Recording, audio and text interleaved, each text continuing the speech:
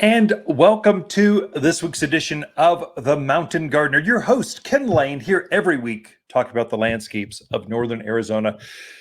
Oh, my flowers, the vegetables, the shrubs, things are growing like crazy. I have done a little bit of maintenance this week. I think it's critical for some of you to eliminate or cut out some of the dead wood. So I'm noticing that there's some damage that happened last winter. And so we're having some dead branches. Dead branches are like they draw pestilence and disease to your plant. You really don't want dead branches in your gardens anywhere, especially as we head towards the monsoon season. So we're going to get some humidity already. This week has been a couple days that were humid.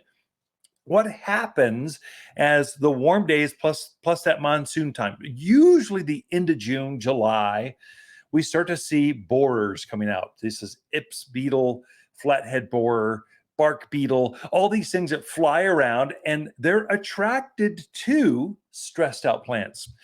They're easy prey, and so they don't want to take on something healthy, robust.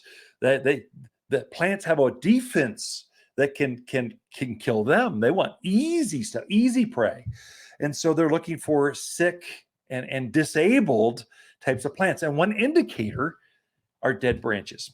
And so you really do want to clean up in the month of June, sometime now before the monsoon rains come, is to just cut out those dead branches. So I had some mimosa trees, and I'd noticed a plastic grocery sack was floating up in my tree, and that's driving me crazy. I'm going, what happened?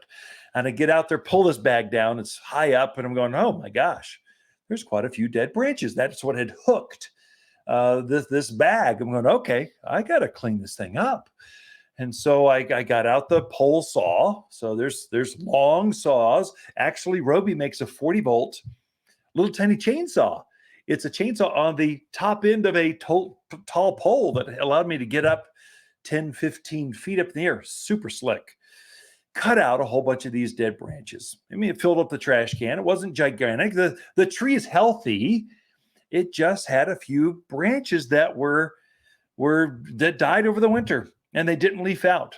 If they've not leafed out by now, they're not going to. And so it's time to start cleaning. It's time to make the call. Clean it up. Otherwise, you'll have it's a little beetle.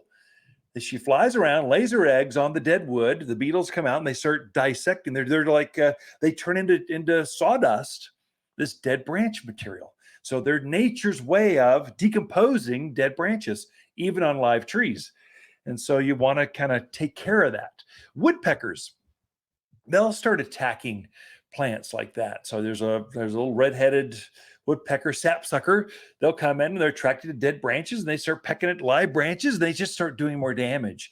You just don't want any dead material on your plants. It attracts more dead things. It's going to compound on you. Just trust me.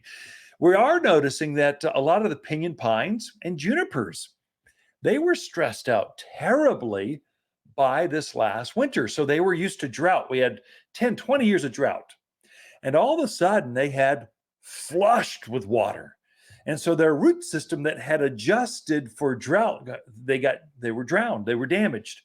And so if you're seeing some, not dead, if it's dead, get it out of there. But if it's stressed out, what those plants did, their roots were damaged under the ground somehow. It could have been grubs, could have been gophers, could have been, but we're seeing a lot of they were damaged by a lot of moisture 3 or 4 months ago. And now they're having to reroot before that top growth can start growing. So you're seeing some plants kind of at a late start, especially junipers and pinyon pines. We're hearing this consistently from customers. They are elongating. So we are seeing the new growth. So they just started. So pinyon pines they've grown, close to a foot in the last couple of weeks. And so they are really coming out of it strong. And I think if you were to nurture those, they would be fine through the rest of the year. They're going to look great. So you just need to increase encourage that new candle growth, or the new where the needles come out, and it'll have this entire layer of fresh new growth. Then you want to keep the scale and keep things off of them so that new growth just gets healthier and healthier and healthier. We are encouraging folks to encourage plants to reroot. And so there's some products out there that you can put onto plants, especially stressed out plants, that encourage root growth. One that I advise a lot of folks to use is Humec, Humic. It's put together by Natural Guard. It's humic acid. Humic acid, it looks like coffee grounds, actually. It's not coffee grounds. It's way better. But you spread it out over the root zone. So you, like with a hand spreader is how I spread it. It's like mocha for the root zone. And it encourages, or it helps to grow more worms, more mycorrhizal, all the beneficials that live in the soil. It feeds them. When plants look at all the activity in the soil, they're going, oh my gosh, this soil's alive. Look at this. This is great. It triggers the plant to start sending out tap roots farther, sending out side roots. So it encourages rooting. And so when mycorrhizal colonies are healthy, plants see those. There's a symbiotic relationship between mycorrhizals and roots where they attach themselves so that they both benefit. This is something nature does uniquely well. And so you're feeding those beneficials in the soil with Humec, Humic. Great stuff. Anytime you're starting new seedlings, new lawns, stressed out plants, you need more roots. Humec is your thing. It's not a fertilizer. I guess it feeds, it doesn't fertilize the plant. It fertilizes or feeds the soil, things in the soil. So it kind of is the opposite of what plant food is. But that would really up the health of those stressed out plants that might still be struggling a little bit. Maybe it's a little off. And so we've got a few pinyon pines in our yard up in the middle of town here in Prescott. And it has been a game changer.